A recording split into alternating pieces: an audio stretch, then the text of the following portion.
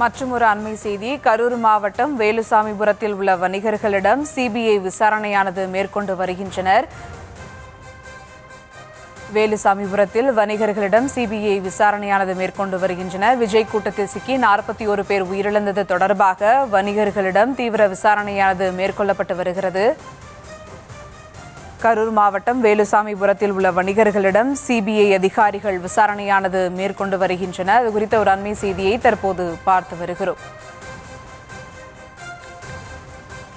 கரூர் மாவட்டம் வேலுசாமிபுரத்தில் உள்ள வணிகர்களிடம் சிபிஐ அதிகாரிகள் விசாரணையானது மேற்கொண்டு வருகின்றனர். விஜய் கூட்டத்தில் சிக்கி 41 பேர் உயிரிழந்ததை தொடர்பாக வணிகர்களிடம் விசாரணையானது நடைபெற்று வருகிறது.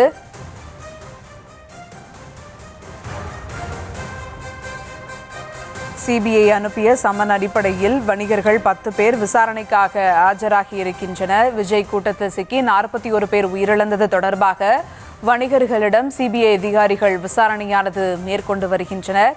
சிபிஐ அனுப்பிய சம்மன் அடிப்படையில் வணிகர்கள் 10 பேர் விசாரணைக்காக ஆஜராகி இருக்கின்றனர்.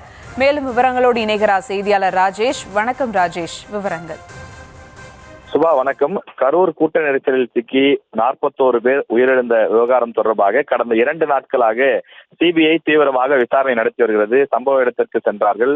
நேரில் பார்த்த சாட்சி உள்ளிட்ட பல தரப்பிடம் அவர்கள் விசாரணை நடத்தி வருகிறார்கள். இந்த நிலையிலேதான் வேலுசாமிபுரம் அந்த சம்பவம் நடைபெற்ற இடத்தை சுற்றிலும் இருக்கக்கூடிய கடைக்காரர்கள் ஒரு 10 பேருக்கு விசாரணைக்கு நேரில் ஆஜராகுமாறு சம்மன் கொடுக்கப்பட்டது.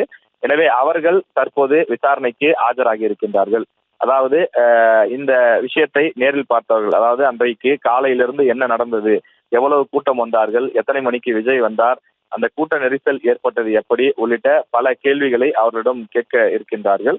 ஏனென்றால் அந்த காலையிலிருந்தே அந்த சுற்று வட்டார பகுதியிலே அந்த விபத்து நடைபெற்ற இடத்திலே கடைகளை வைத்திருந்தவர்கள் தொடர்ந்து அங்கேதான் இருந்தார்கள். தொடர்ச்சியாக எப்போதும் அந்த இடத்திலே இருக்கக்கூடியவர்கள். எனவே அங்கு என்ன மாதிரியான ஒரு சூழல் இருந்தது, என்ன நடைபெற்றது என்பதை பல தரப்பிடம் விசாரிக்கக்கூடிய சிபிஐ இந்த வணிகர்களிடமும் விசாரிப்பதற்கான அந்த முயற்சியிலே ஈடுபட்டு வருகின்றார்கள். தொடர்ந்து அவர்கள் வேலுசாமிபுரத்துக்கு அருகிலேதான் அவர்கள் அரசு கட்டிடத்தில் அவர்கள் தங்கி இருக்கின்றார்கள்.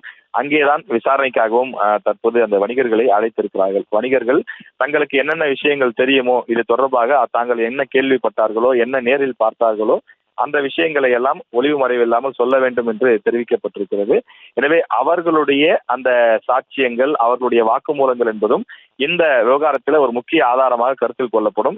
காரணம், அவர்கள் அந்த சம்பவம் நடைபெற்ற அன்றும் சரி, அதற்கு முந்தைய நாளும் சரி, தொடர்ந்து அந்த இடத்திலே இருந்தவர்கள். அதனால் காலையிலிருந்து என்ன நடந்தது என்பது அவர்களுக்கு நன்றாக தெரியும். எனவே எத்தனை மணிக்கு என்னென்ன விஷயங்கள் நடந்தது என்பதையெல்லாம் அவர்கள் விரிவாக சிபிஐ அதிகாரிகளிடம் தெரிவிக்க இருக்கிறார்கள்.